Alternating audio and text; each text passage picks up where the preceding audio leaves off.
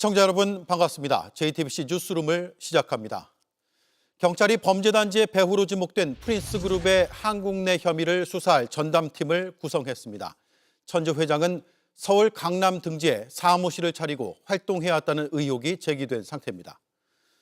트럼프 일기 때 북한 접촉을 맡았던 인사가 주한미국 대사 대리로 부임합니다. 에이펙 기간 판문점 견학도 중단됩니다.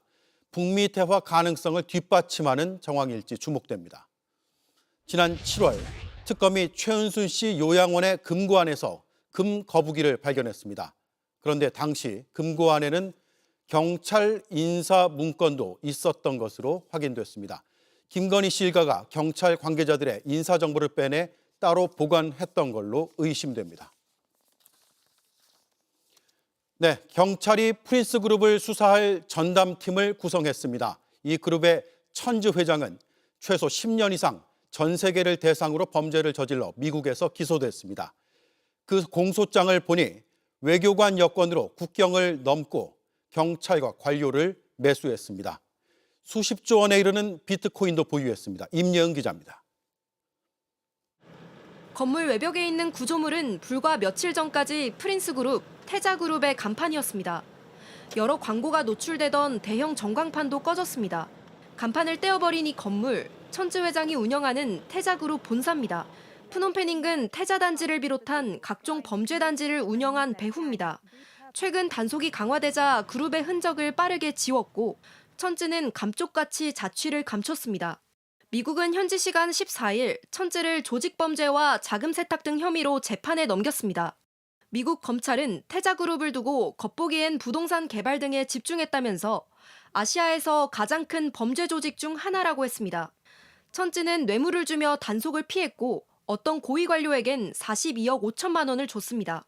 중국 공안부 관료가 그룹을 봐줄 수 있다는 의사를 전하자 이들은 관료의 아들을 챙겨주겠다고 제안했습니다. 또 외교관 여권까지 발급받아 국경을 넘나들었는데 실제로 천주는 2023년 4월엔 이 여권으로 미국 입국도 성공했습니다. 강력한 폭력을 통해 조직을 관리해왔는데 죽지 않을 만큼 때리라는 구체적 지시도 내렸습니다.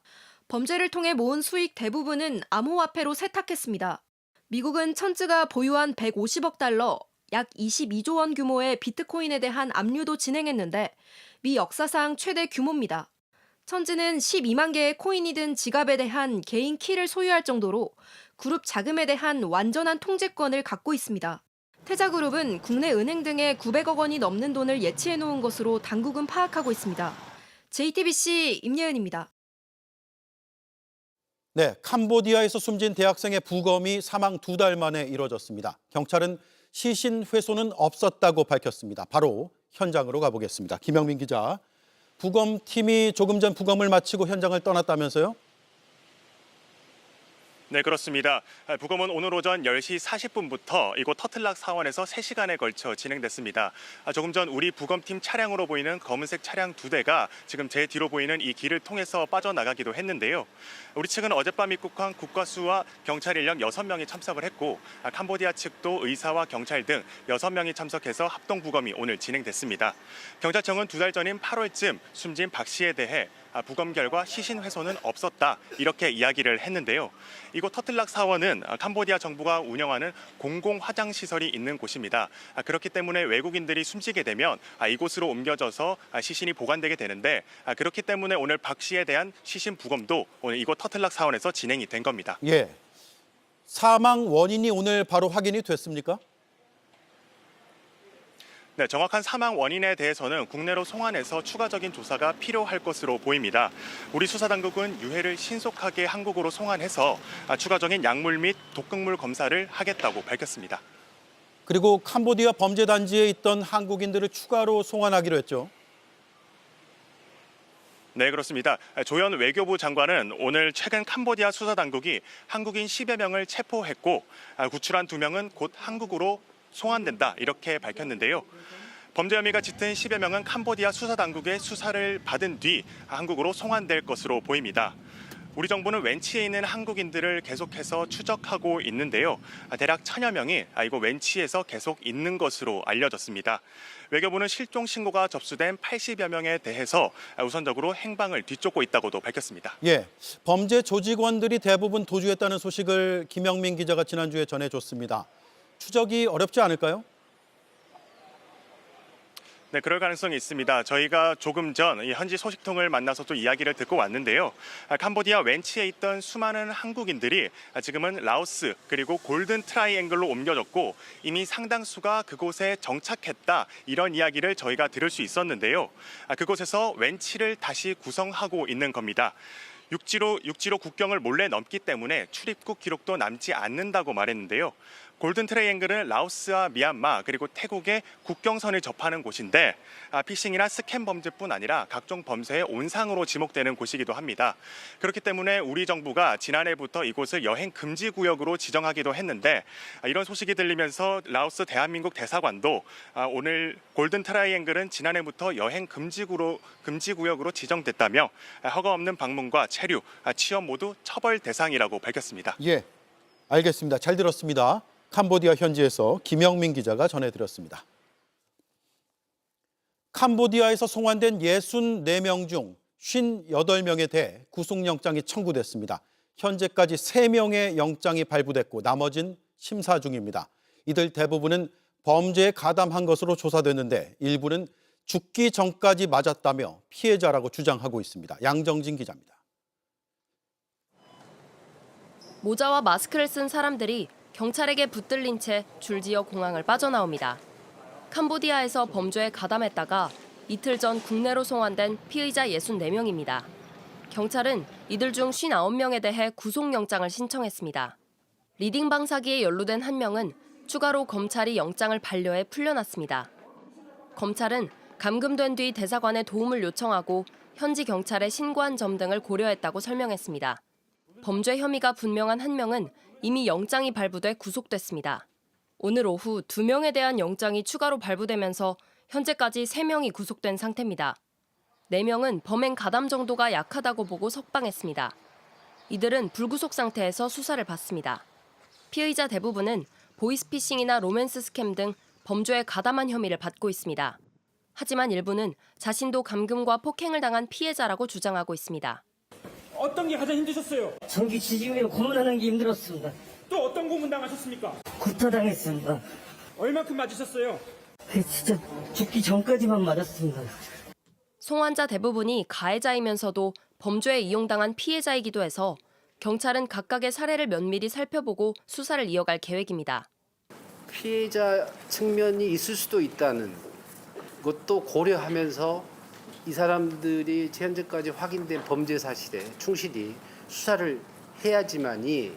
송환자 전원에 대한 마약 간이 검사 결과는 모두 음성으로 확인됐습니다.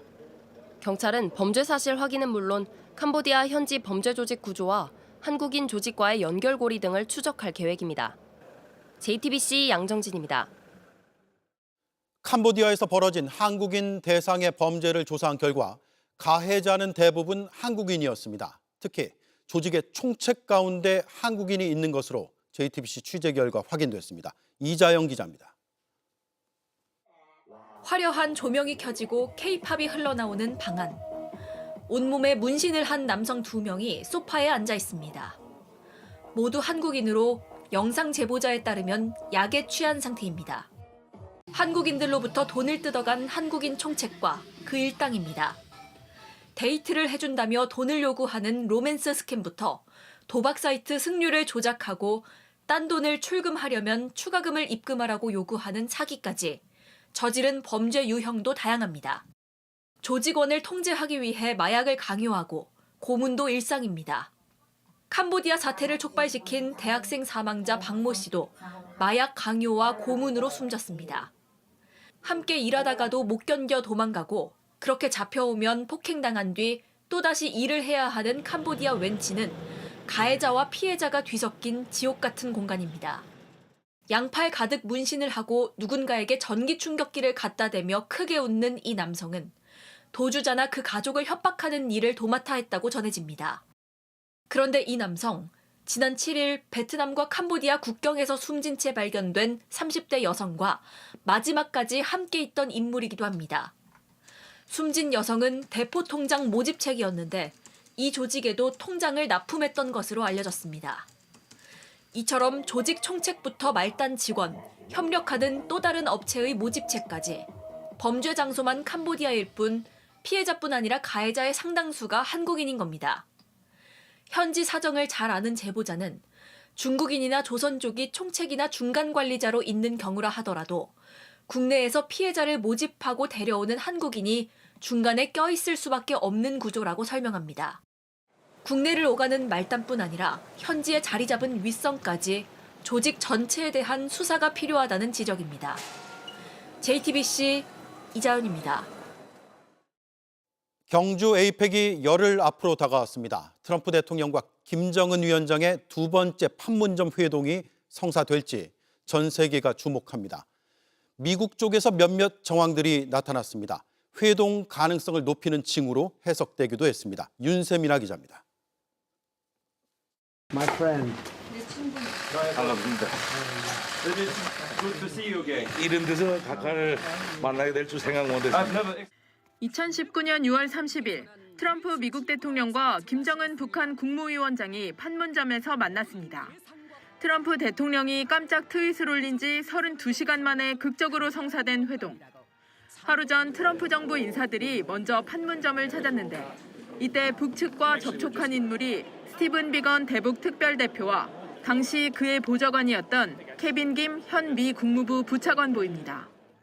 외교소식통은 한국어를 잘하는 케빈 김 부차관보가 판문점 북측 지역을 향해 한국어로 서한을 받으러 나오라고 소리쳤고 북한에 반응이 있었던 걸로 안다고 말했습니다. 김 부차관보는 이르면 다음 주 중 주한 미국 대사대리로 한국에 부임합니다.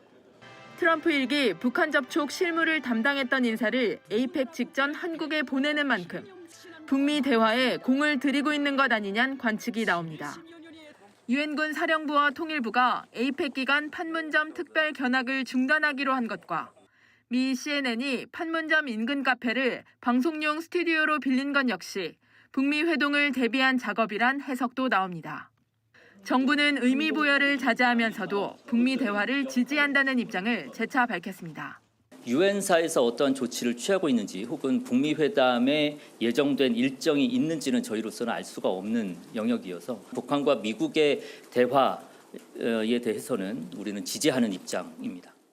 북한은 지난달 말 김정은 위원장이 직접 트럼프 대통령과의 좋은 추억을 언급한 뒤 한 달 가까이 대미 메시지를 내지 않고 있습니다. JTBC 윤세민입니다. 에이펙 정상회의를 기점으로 미국과의 관세 협상이 타결될 가능성이 있습니다. 지난주 워싱턴으로 갔던 김정관 산업통상부 장관이 조금 전 귀국했습니다. 공항에 도착하자마자 국익에 맞는 타이밍이 중요하다고 밝혔습니다. 최규진 기자입니다. 방미 협상단 중 마지막으로 귀국한 김정관 산업부 장관은 하워드 러트닉 미 상무장관과의 회담에서 한국 외환시장에 대한 공감대가 있었다고 밝혔습니다. 한국의 외환시장에 대해서 부담을 주는 선에서는 안 되겠다는 것에 대한 어느 정도 컨센서스가 있었습니다. 그걸 바탕으로 해서 협의가 진전될 수 있었습니다. 전날 귀국한 김용범 정책실장이 한국이 감내 가능한 범위 내에서 협상이 진행되고 있다고 한 것과 같은 맥락으로 풀이됩니다. 정부는 3,500억 달러 규모의 대미 투자를 한 번에 집행하는 대신 기간을 나눠 진행하는 분할 투자 방안을 제안한 것으로 알려졌습니다. 미국은 일본에 요구한 것과 마찬가지로 투자 백지 수표를 요구했지만 한국의 현실적 부담을 일정 부분 수용할 수 있다는 분위기도 감지됩니다. 다만 대미 투자 펀드의 운용 방식과 시점 등 세부 쟁점이 여전히 남아있어 조율이 필요하다는 입장입니다. 김 장관은 정상이 만나는 게 흔치 않은 기회지만 시점보다 과연 국익에 맞는 타이밍인지가 우선이라고 밝혔습니다. 그러면서 에이펙 전에 필요하다면 한 번 더 방미를 할 수 있다고도 했습니다. 위성락 안보실장이 진전이 없다고 밝힌 통화 스와프 요청은 투자 규모 조정을 위한 협상 카드였다는 해석도 나옵니다. 이창용 한국은행 총재도 한은이 미 재무부와 스와프를 검토한 적이 없다며 단기 유동성 관리 목적에 더 적합하다고 강조했습니다. 아마 이번 협상팀도 저희가 연간할 수 있는 외환 공급 규모가 어느 정도인지는 그것은 다 충분히 인식하고 협상을 하고 있는 것으로 알고 있습니다. JTBC 최규진입니다. 국민의힘 장동혁 대표가 윤석열 전 대통령을 면회하고 눈물까지 흘렸다는 소식이 전해지면서 여진이 이어지고 있습니다. 김재섭 의원뿐 아니라 국민의힘 여러 의원이 단체 대화방에서 무엇이 내부 총질인가를 두고 문제를 제기한 걸로 확인되는데 정작 장동혁 대표는 말을 아꼈습니다. 최연수 기자입니다. 지난주 금요일 윤석열 전 대통령을 접견한 국민의힘 장동혁 대표. 강경 보수를 끌어안으려는 무리수인데다 별 효과도 없다는 지적이 나왔습니다.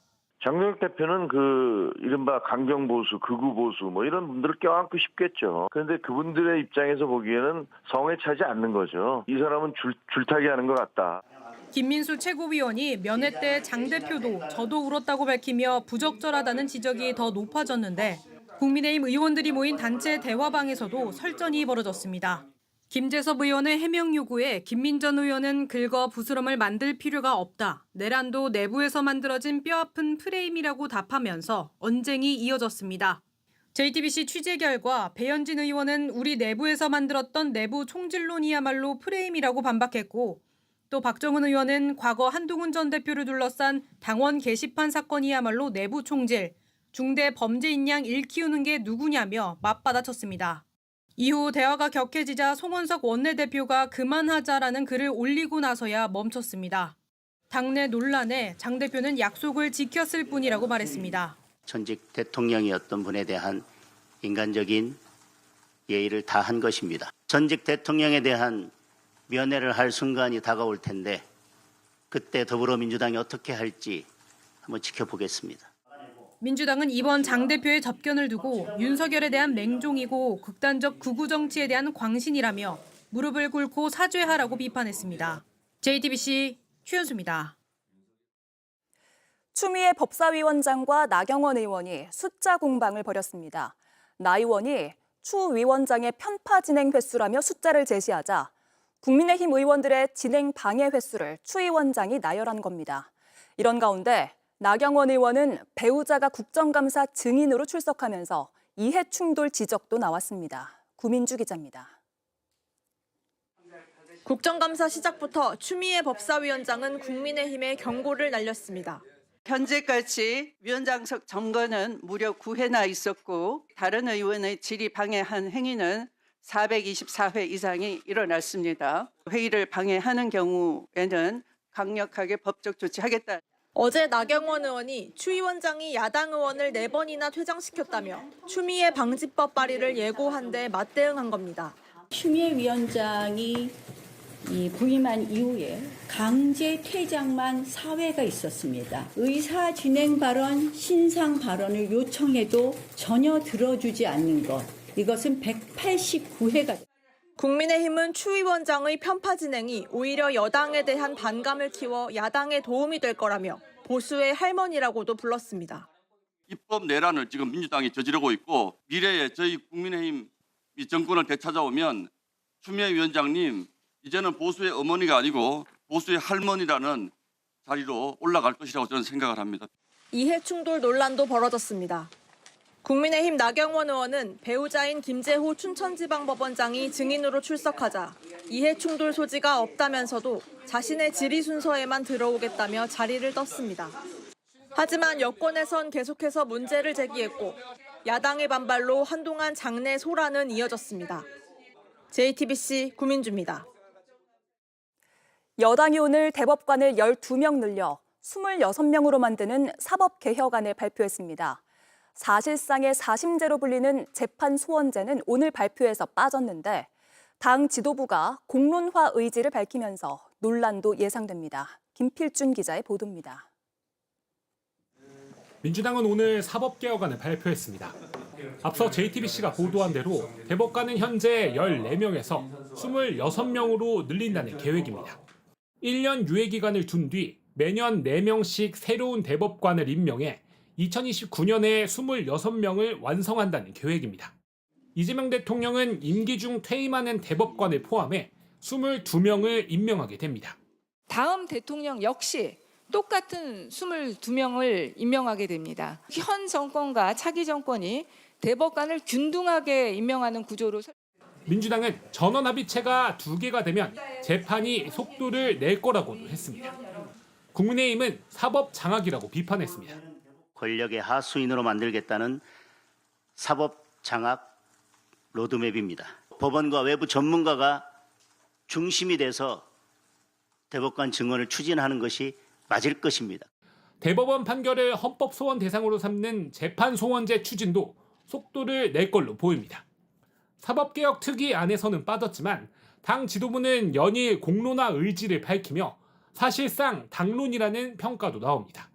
재판 소원은 헌법의 이치와 국민의 헌법적 권리 보장 그리고 국민의 피해 구제라는 측면에서 필요한 제도입니다. 하지만 이재명 대통령 사법 리스크 회피용이라는 야당 비판에 민주당 내에서도 찬반이 갈려 논의 과정에서 갈등이 예상됩니다. 민주당 한 의원은 JTBC에 신속 재판을 하겠다면서 대법관 증언에 속도 내는데 사실상 사심제인 재판 소원제를 한다면 재판 지연은 뻔한 일이라며 사법개혁의 목표가 무엇인지 당 차원 논의가 필요하다고 밝혔습니다. JTBC 김필준입니다. 지난 7월 특검이 김건희 씨 일가의 사무실을 압수수색할 때 금 거북이를 발견했습니다. 그런데 당시 그곳엔 경찰 간부들의 인사 정보가 담긴 문건도 있었던 것으로 파악됐습니다.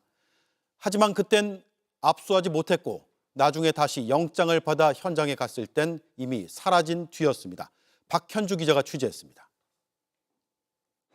김건희 특검은 지난 7월 양평 공흥지구 개발 특혜 의혹과 관련해 김건희 씨 일가를 압수수색했습니다.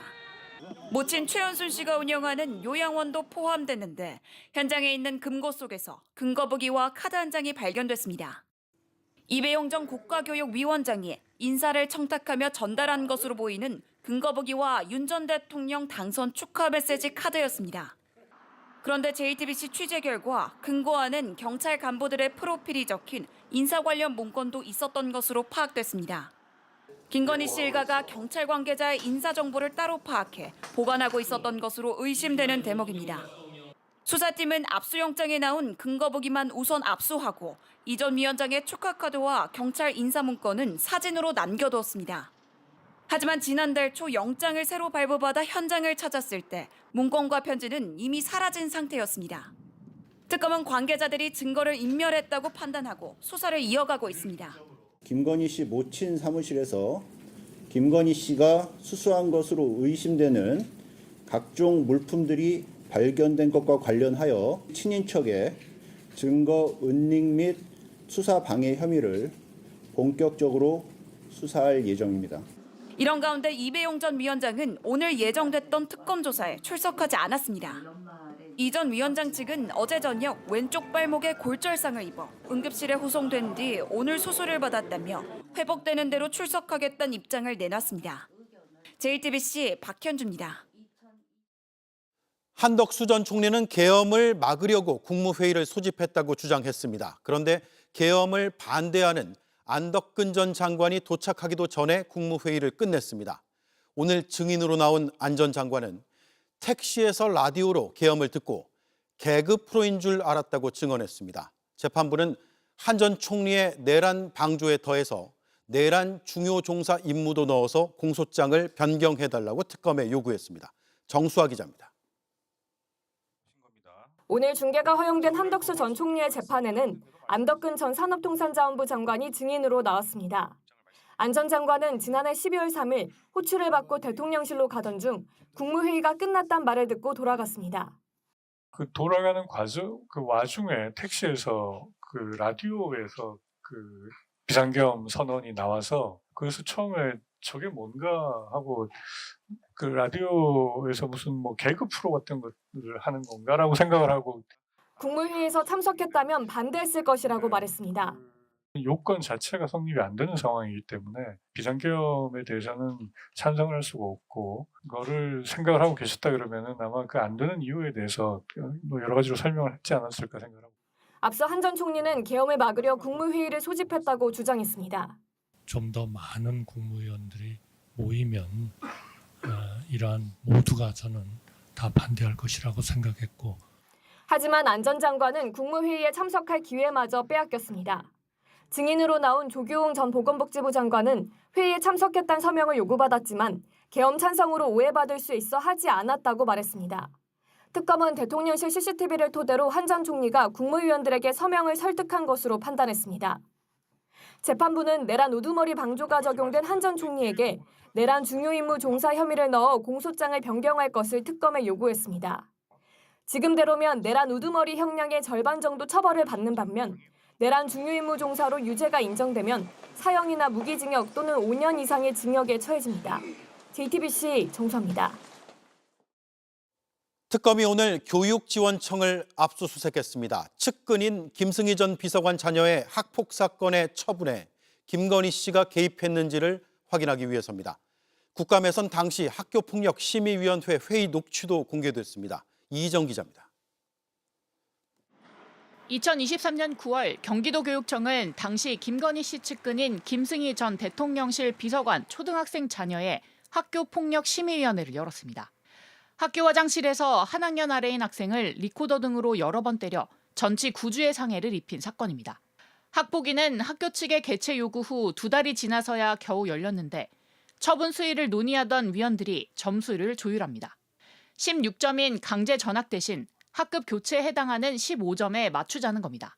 한 15점까지 나올 수 있거나 그렇게 되면 이게 이제 까발렸을 때 까발렸을 때 인상하는 거나 그렇게 되면 아 제대로 고민을 많이 했는데 점수는 최대한 줬구나 강제전학 바로 밑에다 이런 생각이 있지 않을까. 우리 생각상 영어 높은 주고 싶은 15점 꽉 채워서 그래도 상관없어. 그렇지.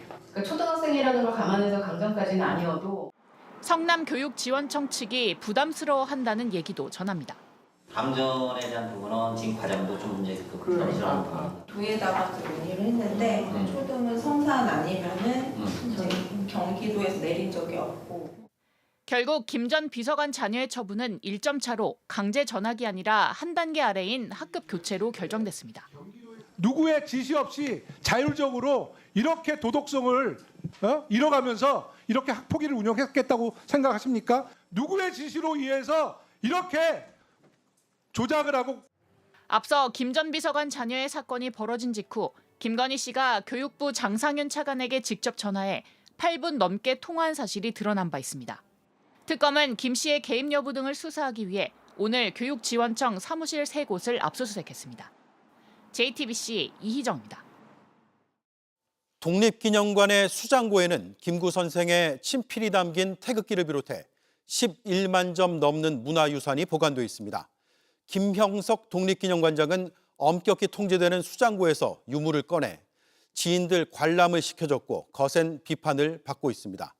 그런데 지난 7월 김 관장은 내부 반대를 무릅쓰고 수장고 개방 기준을 완화하는 방안을 강행했던 것으로 확인됐습니다. 임지은 기자가 취재했습니다. 지난 5월 김형석 관장의 초대로 독립기념관에서 ROTC 동기회가 열렸습니다. 기호를 부르도록 하겠습니다.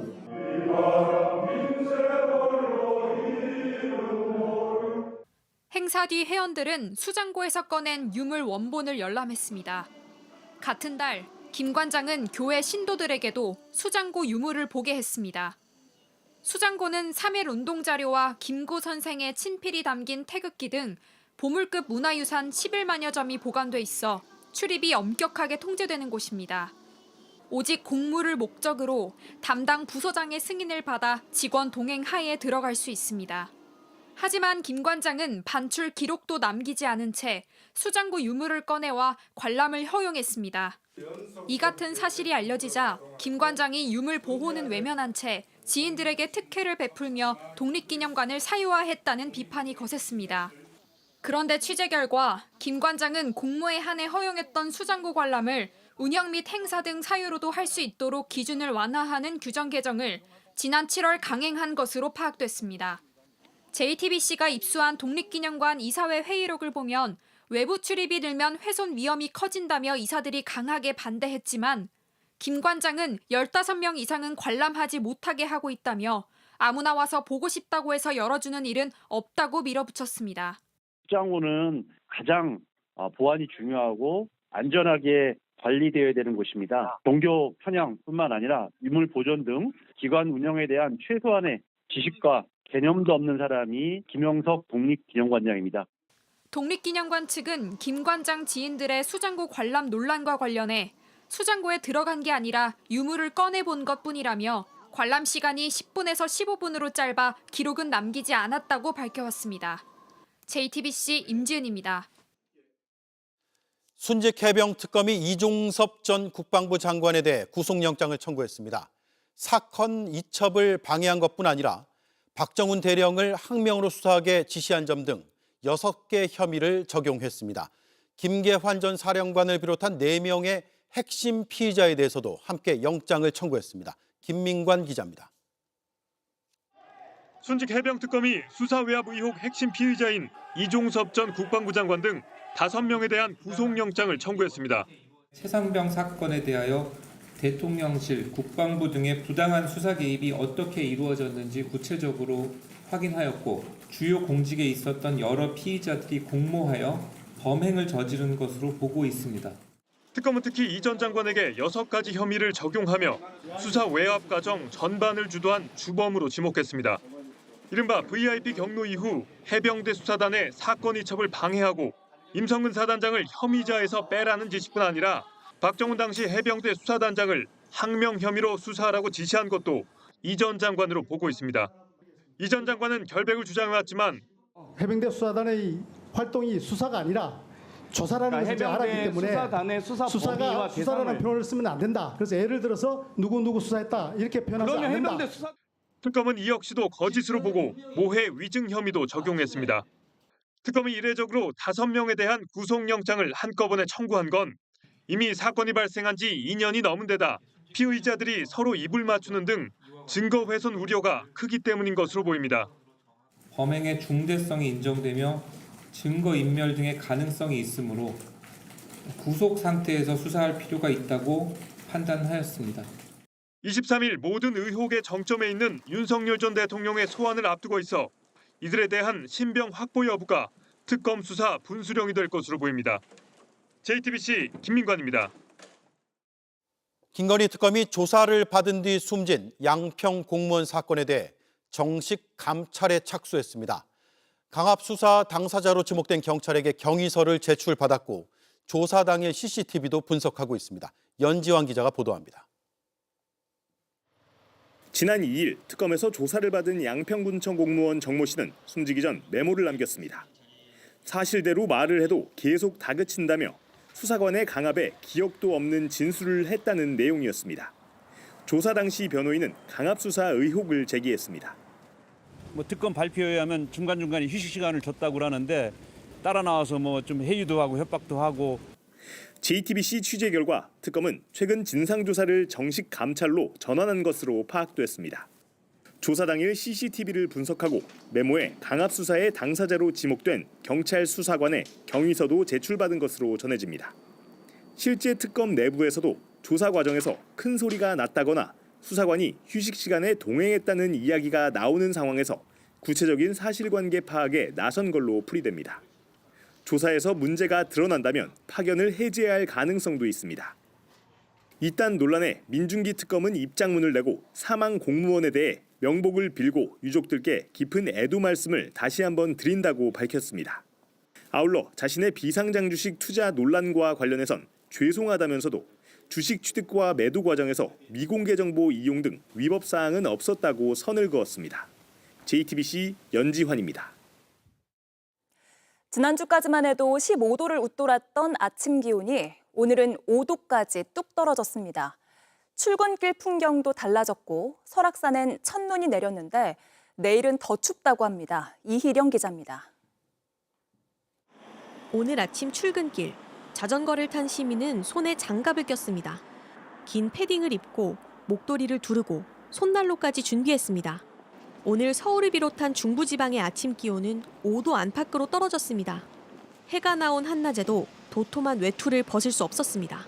처음 꺼내 입고 지금 나왔어요. 너무 추워서. 겨울에 다 꺼냈죠. 주말에 있으면서 다 꺼냈고.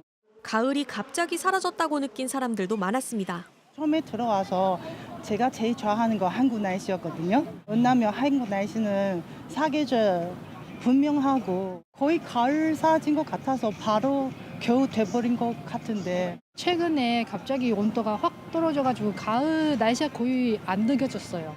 북쪽에서 찬 공기가 유입되면서 날이 쌀쌀해졌고 바람도 강하게 불어 체감 온도는 더 낮았습니다. 설악산엔 올가을 첫눈이 내렸습니다. 대피소와 등산로가 모두 하얀 눈으로 덮였습니다. 단풍이 절정에 이르기도 전에 눈이 먼저 찾아온 겁니다. 내일은 전국적으로 기온이 더 내려갈 전망입니다. 밤사이 복사능각이 더해져 21일 화요일에도 내륙 곳곳의 아침 기온이 5도 안팎의 분포를 보이겠습니다. 내일 아침 기온은 서울 4도, 대관령 3도, 파주는 1도까지 떨어지겠습니다. 대전과 춘천은 7도, 광주와 대구는 10도로 예보됐습니다. 추위는 모레까지도 이어지겠습니다. JTBC 이희령입니다. 초등학생들을 태운 통학 차량이 10분 거리 학교와 완전 다른 방향을 향해 1시간 넘게 달렸습니다. 아이들은 살려달라며 공포에 질렸고 학부모들도 스피커폰으로 따져 물었는데 70대 운전기사는 비가 와서 방향을 잃었다고 해명했습니다. 배승주 기자가 취재했습니다. 부산의 한 아파트에 승합차가 들어섭니다. 초등학생 9명을 태운 뒤 출발합니다. 900m쯤 떨어진 차로 10분 거리 학교에 가기 위한 통학 차량입니다. 그런데 오전 8시 18분쯤 출발한 통학 차량은 9시가 넘도록 학교에 도착하지 못했습니다. 안 들어갔어? 지금 구제할 거야. 왜? 이상님이 학교와 완전히 다른 방향으로 가고 있었습니다. 속이 어떻게 안 좋아? 토할 것 같아? 차가 빨리 달려? 어디쯤인 것 같아? 답답한 학부모들이 스피커폰으로 자초지종을 물었지만 운전기사 70대 A씨는 아무 답변을 하지 않습니다. 이사님, 엄마가 바꿔주려 했는데 가져오길래 기사님.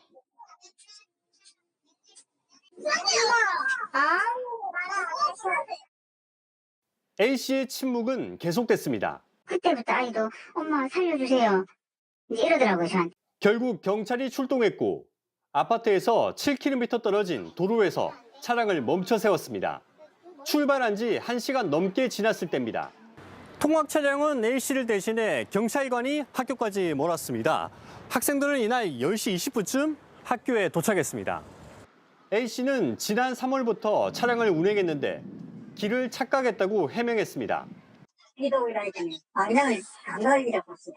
경찰은 고의성이 입증되면 A씨를 감금 혐의로 입건할 계획입니다.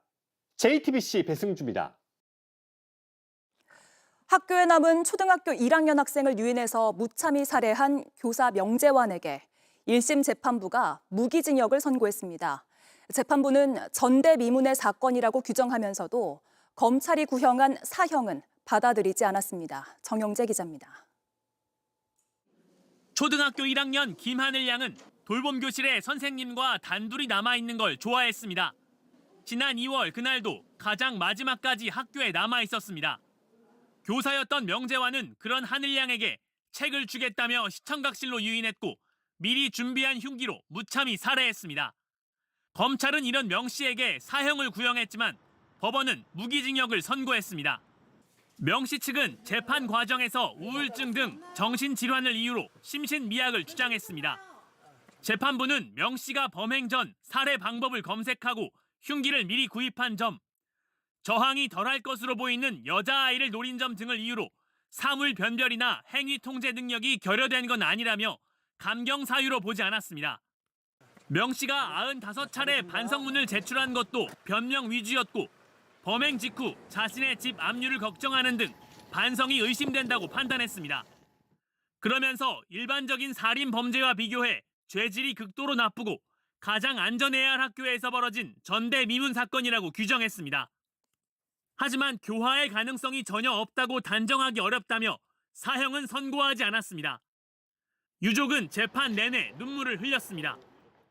이틀 뒤가 하늘이 생일이라고 합니다. 이런 결과를 안고 아버지가 하늘이를 보기가 너무 어렵다라고. 무기징역은 형기 20년을 채우면 가석방 대상이 됩니다. JTBC 정영재입니다. 10대 딸을 둔기로 살해한 혐의로 40대 아버지가 현장에서 붙잡혔습니다. 딸의 학업과 태도 문제로 갈등을 겪었고 훈육을 하던 도중 화를 참지 못해 범행을 저지른 걸로 알려졌습니다. 송혜수 기자가 보도합니다. 경기 안산시의 한 아파트입니다. 어제 저녁 6시 55분쯤 이곳에서 사람을 죽였다는 신고가 들어왔습니다. 신고를 받고 출동한 경찰은 40대 남성 A씨를 살인 혐의로 긴급 체포했습니다.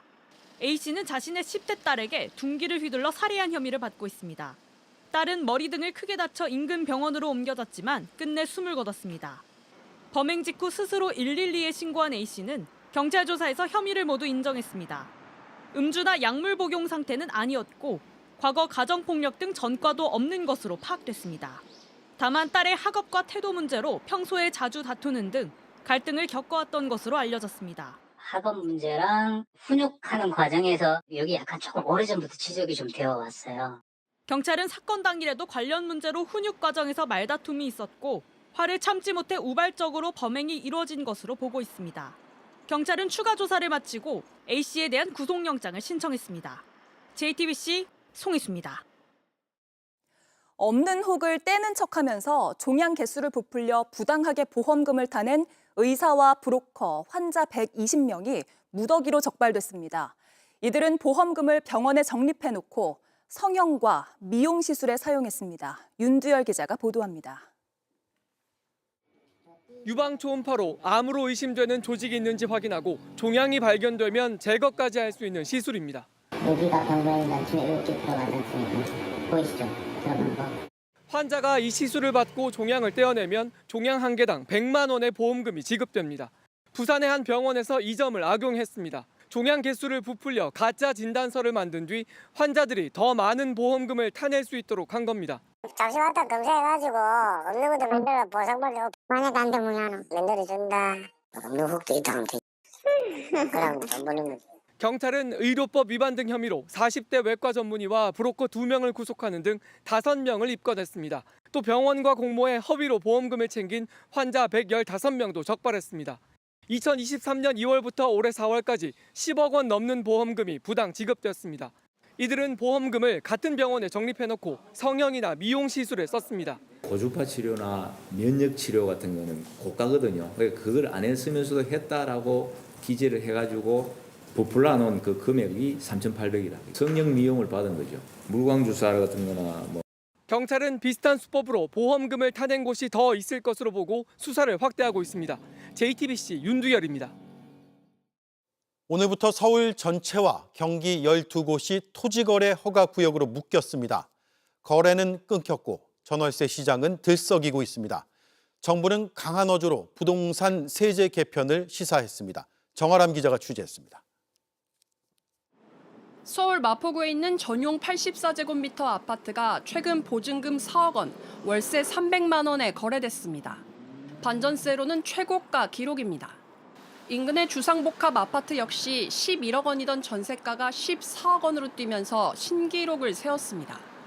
오늘부터 서울 전체와 경기 12곳이 토지거래 허가구역으로 확대 지정됩니다. 토허구역에선 집을 산 날부터 2년간 실거주 의무가 생겨 전셋집 매매, 갭 투자가 원천 차단됩니다. 여기다 전세대출 규제까지 확대되며 올 들어 매물이 줄고 있는 전세 시장이 직격탄을 맞은 겁니다. 원래 전세 매물이 올해 들어서 조금씩 많이 없었거든요. 기존에 있는 분들도 이사 가고 싶다고 해도 물건이 없으니까 그냥 여기서 더 살아야겠다고 하고 그냥 재계약하시고. 실제 현재 서울 아파트 전세 매물은 1년 전보다 20% 넘게 줄었습니다. 월세도 덩달아 오르며 지난달 서울 아파트 월세 지수는 통계 작성 이후 최고치를 찍었습니다. 오르고 있어요. 뭐 주인들이 그렇게 내놓으니까. 근데 저희가 주인 탓을 할 수 없는 게 그렇게 해도 나가거든요. 15 대책 여파에다 최근 전세 계약을 최대 9년으로 늘리는 법안까지 발의되면서 당분간 전월세 시장은 요동칠 전망입니다. 여기저기 다 막혀 있으니까 거래는 줄어들고 사람들은 주거 이동을 못 하는데도 가격은 오르고 전월세도 오르는 그런 좀 굉장히 심각한 그런 상황이 발생하지 않을까. 이런 가운데 정부는 보유세 강화 방침도 밝혔습니다. 구윤철 부총리는 워싱턴 DC에서 열린 기자간담회에서 다주택뿐 아니라 고가주택도 봐야 한다며 고가의 집을 보유하는데 부담이 크면 집을 팔 거라고 말했습니다. 이른바 똘똘한 한 채를 겨냥한 걸로 보이는데 1주택자들도 긴장하고 있습니다. 노인들이 뭐 겨우 집 한 채 갖고 있는데 불안하지요. 우리나라는 왜 이렇게 사람 사는 집 갖고 요동을 치는지 이해가 안 가요. 이 발언을 놓고 논란이 커지자 기획재정부는 보유세 강화는 공식 입장이 아니라며 다음 달 연구 용역을 통해 세제 개편안을 마련해 나가겠다고 밝혔습니다. JTBC 정아람입니다.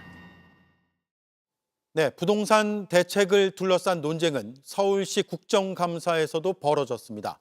오세훈 서울시장은 과도한 규제라며 서민들에게 피해가 갈 거라고 했습니다. 민주당은 올해 초 오 시장이 토지거래 허가구역을 섣불리 풀면서 집값이 급등했다고 반박했습니다. 이어서 정인아 기자입니다. 국민의힘은 서울 전역을 규제하는 10.15 부동산 대책은 서민들에 대한 서울 추방령이라고 비판했습니다. 국토위 국정감사에 출석한 오세훈 서울시장도 과도한 규제라고 평가했습니다.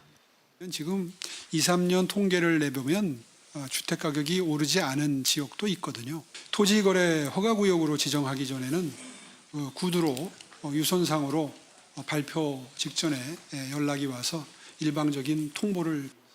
국토부에 서면으로 반대 의견을 냈지만 받아들여지지 않았다고도 했습니다. 이게 국가폭력 아니겠습니까? 저는 이게 굉장히 어떻게 그 지방자치단체장 출신인 대통령, 이 정부가 그렇게 할 수가 있단 말입니까? 민주당은 지난 2월 오 시장이 강남 3구 토지거래 허가구역을 해제한 게 집값 상승의 원인이라고 맞받았습니다. 대선은 가까워지고 지지율은 안 오르고 표밭이었던 강남권의 요구는 있었고 그러다 보니까 현상을 유리한 쪽으로 해석해서 강남권에 유리하게 이렇게 전면적인 해제를 했다가 재지정하신 거 아닙니까? 오 시장은 해제 결정된 부동산 가격이 떨어진 상태였다며 시장이 민감하게 반응하는 걸 보고 바로 유턴해 집값을 잡았다고 해명했습니다. 공급 부족의 원인을 두고도 공방이 벌어졌습니다. 오세훈 시장님이 21년도에 취임한 이래 실제로 윤석열 정부 하에서 저렇게 서울 주택시장이 공급이 절벽 상태였어요. 인정하십니까? 예, 코로나 네. 때 이 경제 상황을 좀 해상을 한번 해봐 주십시오. JTBC 정인아입니다.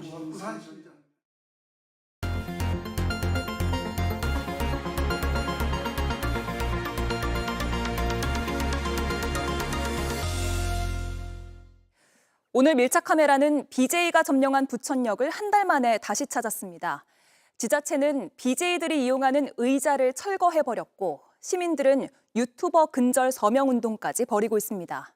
그럼 부천역은 잠잠해졌을까요? 이은진 기자가 취재했습니다. 춤인지 몸짓인지 모르겠지만 낯뜨거운 행동인 건 분명합니다. 여기 너무 많아요. 계속 하더라고요. 아이들 다 듣도록 욕설에 고성을 지르고 공권력도 무시하고 조롱하는 이곳. 위협적인 원사 좀 자제 좀. 아니 내가 여기서 방송 얘기되는데 내가 니네들 허락 맡아야 돼요? 개인 방송 BJ들이 점령한 부천역 앞 한 달 전 풍경입니다. 밀착 카메라 보도 뒤 지자체와 경찰은 엄정 대응하겠다고 했습니다. 그래도 변화가 없자 지난 17일 시민들이 직접 대책위를 만들어 거리로 나섰습니다. 찾아가 봤습니다. 여기 원래 의자 비슷한 볼라드가 있어서 다들 앉아서 방송하던 곳인데요. 지금 다 철거를 했고 이렇게 흔적만 남아 있습니다. 또 이쪽으로 오시면 이 변압기도 위에 핸드폰 올려두고 다들 방송하던 곳인데 앞에 이런 현수막이 걸렸습니다. 역 앞 광장에선 서명운동과 막장 유튜버를 근절하자는 캠페인이 열렸습니다. 학생도 전직 해병대도 결연한 의지를 보였습니다. 퇴치해야 된다고. 다 퇴치해버려야 됩니다. 되겠냐고. 다 우산을 다 이렇게. 그래. 지금 만약 여기 나타난다면 어떻게 할 거예요? 가가지고 그냥 가세요. 타일리면 오히려 대들어. 시민 대책위는 거리로 나섰고 충돌 우려도 있었습니다. 부천을 떠나! 이들이 행진하는 동안 BJ들은 잠시 모습을 감췄습니다. 하지만 상인들은 고개를 저었습니다. 그래서 유튜버들이 지금 다 싹 다 없어졌잖아.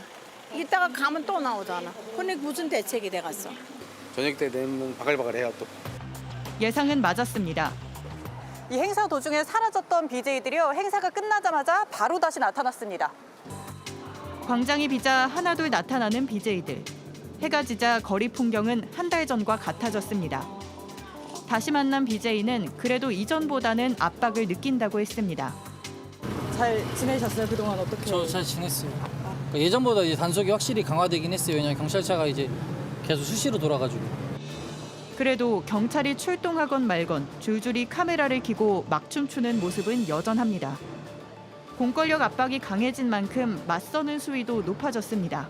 깡패 경찰은 물러가라! 유튜버 탄압을 중단하라! 시민들 긴장감은 오히려 커졌습니다. 절대 안 줄어졌죠. 더 많아졌죠. 많아졌으면 많아졌지 줄어들진 않았죠. BJ들에게 대체 왜 하필 부천이냐고 물었습니다. 저는 여기 집을 계약해가지고 부천에 있는 게 맞는 거니까. 이유는 명확하지 않았지만 일단은 부천에서 버틸 거라고 했습니다. 떠난다고 하더라도 결국 우리는 어디에나 있을 거라고도 했습니다. 돈벌이가 되기 때문입니다. 뭐 다시 이제 다른 데 간 사람도 있는 거. 인천도 있고 뭐 대전도 있고. 어쨌든 방송을 접지는 않고 다른 예. 1,000만 원에 캄보디아. 자, 여러분 여기 메뉴판. 예, 메뉴판입니다. 메뉴판. BJ들이 이런 부탁에 따라줄지는 두고 봐야겠지만 분명한 건 여길 떠나도 제2의 부천이 다시 생길 거란 겁니다. 기행이 돈이 되는 구조를 바꾸지 않는 한 문제는 계속될 수밖에 없습니다. 밀착 카메라 이은진입니다. 프랑스 파리의 루브르 박물관에서 영화 같은 절도가 벌어졌습니다.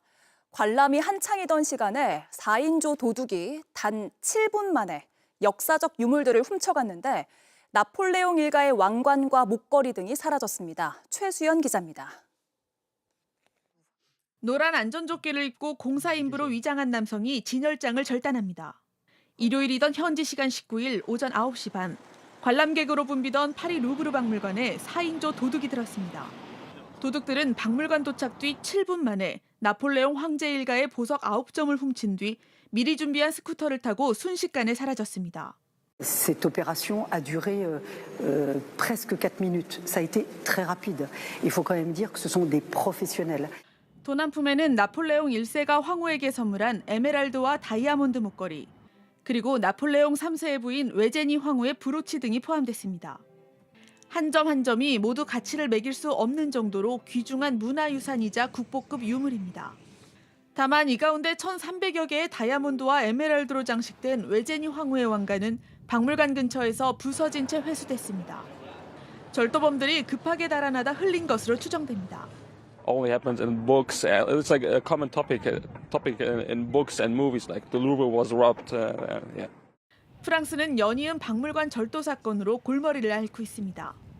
앞서 지난달 파리 자연사 박물관에서 10억 원 상당의 희귀 금 원석 표본이 사라졌고 국립도자기박물관도 국보급 자기 도난 사건을 겪은 바 있습니다. JTBC 최수연입니다. 1600년 전 신라 고위장수의 무덤이 경주에서 발견됐습니다. 경주에서 가장 오래된 금동관과 함께 다른 사람의 뼈도 나왔다는데요. 누구였을까요? 강나현 기자입니다. 첨성대에서 남쪽으로 600m 정도 떨어진 이곳에서 1600년 전 잠든 신라인이 세상의 빛을 보게 됐습니다. 일제강점기 120호라는 번호가 매겨진 뒤 방치됐다 발굴 중인 옛 무덤 바로 아래서 또 다른 무덤이 발견된 겁니다. 4세기 말에서 5세기 전반, 120호분보다 먼저 만들어진 것으로 추정됩니다. 치아 상태로 봐서 30살쯤 되는 주인이 묻힌 곳에선 금귀걸이 한 쌍과 함께 경주에서 가장 오래된 금동관 조각이 나왔습니다. 상류층으로 추정되는 주인의 신부는 그 아래 유물 공간을 보면 더 선명해집니다. 온몸을 감싼 갑옷과 투구에 말갑옷까지 한꺼번에 나왔는데 몸통과 허리 아래 등 일부는 철이 아니라 가죽으로 만든 가벼운 갑옷이었습니다. 장수 중에서도 최고위층으로 짐작됩니다. 모든 갑옷이 철제로 이루어진 갑옷 같은 경우에는 전투용으로 적합했을 겁니다. 의장용으로 자신의 권위로 군사들의 사기를 북돋은 용도라고 하면은 굳이 무거울 필요가 없이 주인이 죽자 보좌하던 시종도 함께 묻었습니다. 160cm 정도인 이 사람, 팔다리가 휘어진 채 제대로 눕지도 못했습니다. 신라시대 무덤 발달 과정에서 순장이 어떻게 결합되어서 나가는지 그 과정을 보여주는 인골이 처음으로 실물로 확인된 점에서 의의가 있는 것으로. 국가유산청은 에이펙 정상회의 기간 동안 유물과 발굴 현장을 방문객에게 공개합니다. JTBC 강나현입니다.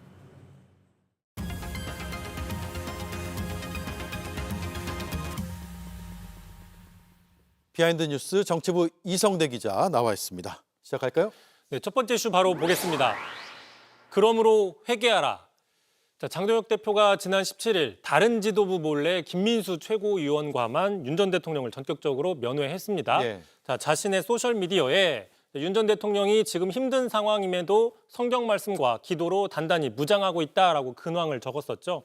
자, 구체적으로 장동혁 대표는 어떤 말씀과 어떤 기도로 무장하고 있는지에 대해서는 구체적으로 언급하는 건 적절치 않다라고 오늘 밝혔습니다. 예. 장동혁 대표를 향해서 부적절하다는 비판이 많이 나오고 있고 언론에서도 거의 일제히 비판하는 기사를 쓰고 있는데 윤 전 대통령 성경을 보고 기도한다라는 그 태도에 대한 비판도 꽤 컸죠. 그렇습니다. 일단 민주당에서는 윤 전 대통령이 임기 내내 무속 논란이 있었던 점을 꼬집으면서 박지원 의원 오늘 이렇게 얘기를 했습니다. 손바닥 왕자 쓰고 토론에 나왔던 윤 전 대통령이 성경, 기도, 함께 싸우자 이렇게 얘기를 했다고 하면 언어도단이자 예수님을 모독하는 것이다라고 비판을 했고요. 예. 자, 국민의힘 안에서도 아니 내란 사태에 대해서 회개, 사과하지도 않고서는 성경만 읽으면 무슨 의미가 있느냐 이런 반발이 나왔습니다. 직접 들어보시죠. 예.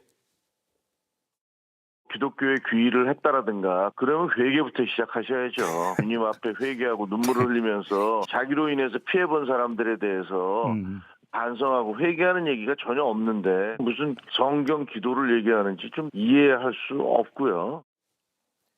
예, 전직 대통령이 성경을 읽는다라는 주장 그동안에도 종종 나왔던 것 같아요. 당장 지난 여름에 구치소안에서 체포영장 집행 거부할 때도 그때도 성경 얘기했었죠. 그렇습니다. 눈에 띄는 게 이 윤 전 대통령 근황이 외부로 전달이 되는 이 변곡점마다 성경이 등장하는 모습입니다.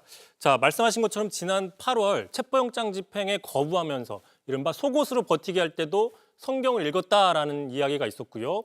또 앞서서 지난 3월 지규현 판사의 구속 취소 당시 석방이 된 뒤에 대통령이지만 구치소에서 배울 게 많다. 또 성경을 많이 읽었다라고 언급한 적이 있습니다. 자, 이런 이야기를 들으면 많은 대다수 국민들 상당히 좀 당황스러워하는 모습이지만 오히려 이 때문에 윤어게인 세력의 핵심으로 불리죠. 일부 극우 개신교인들을 보고 그들을 염두한 이른바 성경 정치가 아니냐 이런 분석도 있습니다. 네. 자, 그러자 이제 진보 개신교 세력들에서는 이미 탄핵 정국 때부터 성경을 정치에 이용하지 말아라 이렇게 강하게 비판한 적이 있습니다. 다시 한번 들어보시죠. 진리를 알고 싶어서 성경을 읽었다면 아무도 모르게 조용하게 골방에서 읽었어야 내가 성경을 감옥에서 읽었소 하는 것은 성경 읽는 것을 정치화시키는 쇼라고밖에 말할 수가 없습니다. 성경을 제대로 읽었으면 굳이 나오려고 하지 않았을 겁니다. 예, 윤 전 대통령이 성경을 자주 언급하는 건 결국 정치적인 메시지로 볼 수 있을 것 같고요. 국민의힘도 여전히 윤 어게인의 그늘에서 벗어나지 못했다라는 생각을 할 수도 있을 것 같아요. 그렇습니다.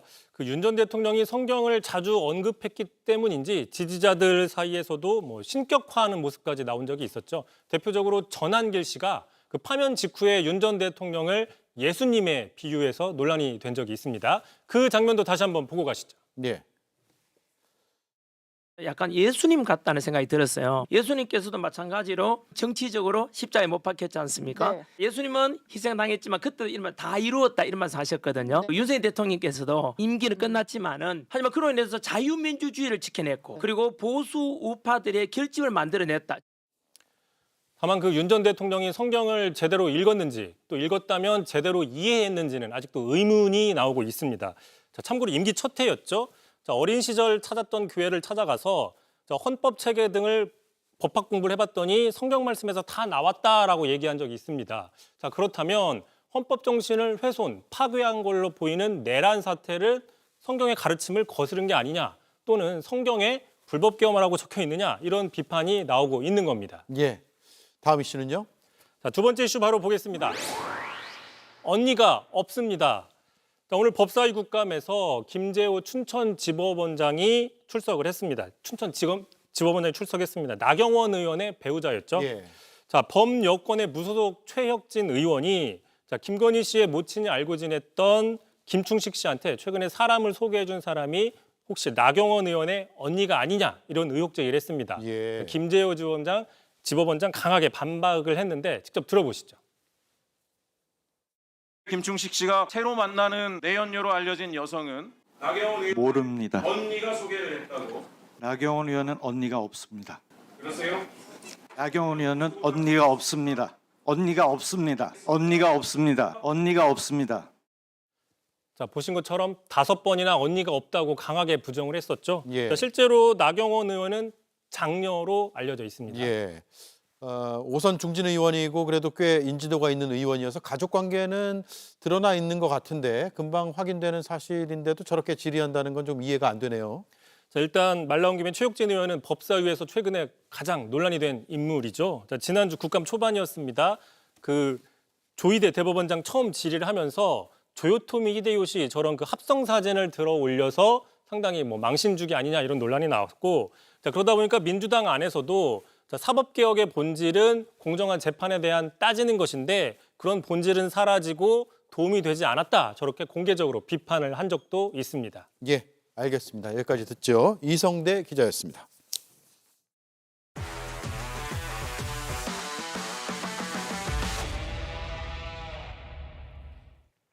스포츠 뉴스입니다. 18년 전 준플레이오프 3차전에서 삼성의 박진만을 좌익수 뜬공으로 잡아냈던 20살의 류현진. 내일은 18년 만에 한화 유니폼을 입고 가을 잔치에 등판합니다. 삼성은 올 시즌 한화전에서 0점대 평균 자책점을 기록한 후라도를 내세워서 맞불을 놨습니다. 전영희 기자입니다.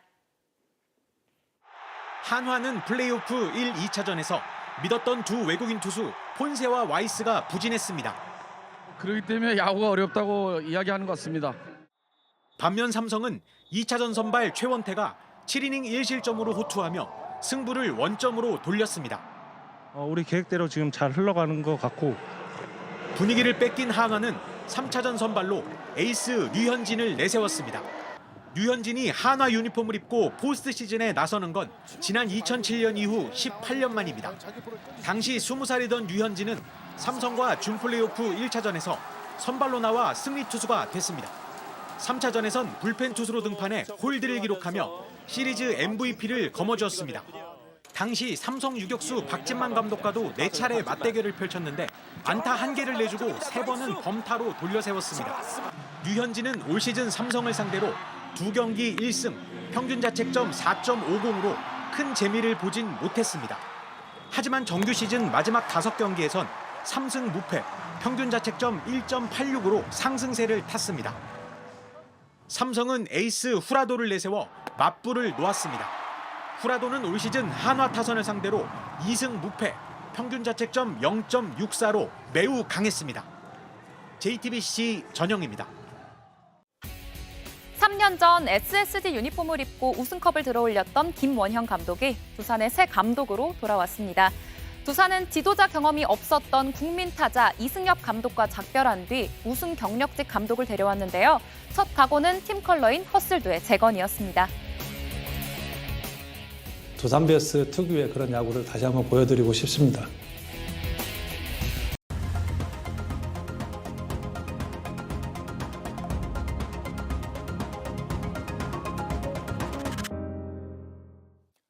정치는 상징을 다루는 기술이다.